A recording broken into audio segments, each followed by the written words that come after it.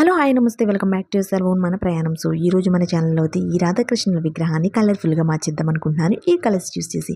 ఎందుకంటే కృష్ణాష్టమి కూడా వచ్చేస్తుంది కదా, సో అందుకని ఇంకా ఈ కలర్స్ వేస్తూ ఒక మంచి ఇన్ఫర్మేషన్ అయితే మీకు షేర్ చేయాలనుకుంటున్నాను.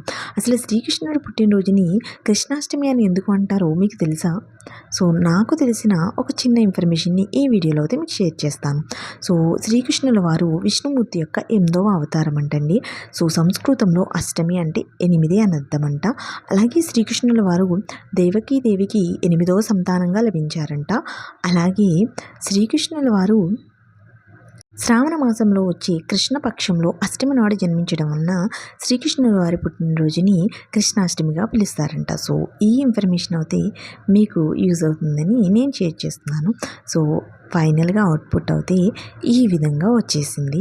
సో ఈ వీడియో కనుక మీకు నచ్చినట్లయితే లైక్ చేయండి అండ్ ఇలాంటి మరెన్నో వీడియోస్ కోసం మన ఛానల్ని సబ్స్క్రైబ్ చేసుకోండి. అండ్ నాకైతే నిజంగా రాధాకృష్ణులు కృష్ణాష్టమి రాకుండానే మా ఇంట్లోకి వచ్చేసారనిపించింది.